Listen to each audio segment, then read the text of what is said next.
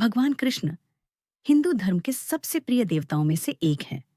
उनकी जन्म कथा दैवीय हस्तक्षेप और बुराई पर अच्छाई की जीत की कहानी है। यह कहानी मथुरा शहर में शुरू होती है, जहां अत्याचारी राजा कंस का शासन था। कंस की बहन देवकी का विवाह यादव राजकुमार वसुदेव से हुआ था। उनके विवाह के समय एक दिव्य आकाशवाणी हुई कि देवकी का 8वां पुत्र कंस का विनाशक होगा। इस भविष्यवाणी से डरकर कंस ने देवकी और वसुदेव को कारागार में डाल दिया और उनके पैदा हुए बच्चों को बेरहमी से मार डाला।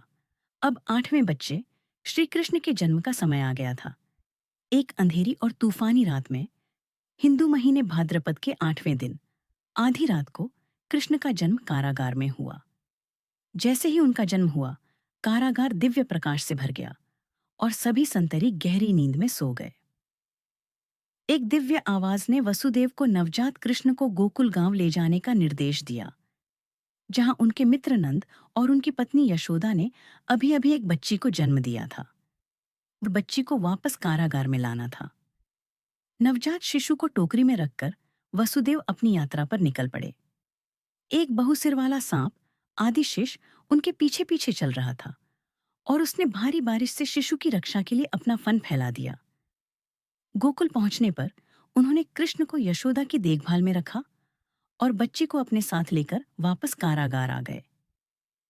लेकिन कंस दृढ़ था। उसने बच्ची को एक चट्टान पर फेंकने के लिए तैयार हो गया। हालांकि बच्ची उसकी पकड़ से फिसल गई। उसने देवी योगमाया का रूप धारण कर लिया और उसे चेतावनी दी कि उसका विनाशक पहले से ही जीवित और सुरक्षित है और उसकी मृत्यु निकट है। इसके बाद देवी गायब हो गई और इस तरह कृष्ण का पालन पोषण गोकुल में यशोदा और नंद ने किया।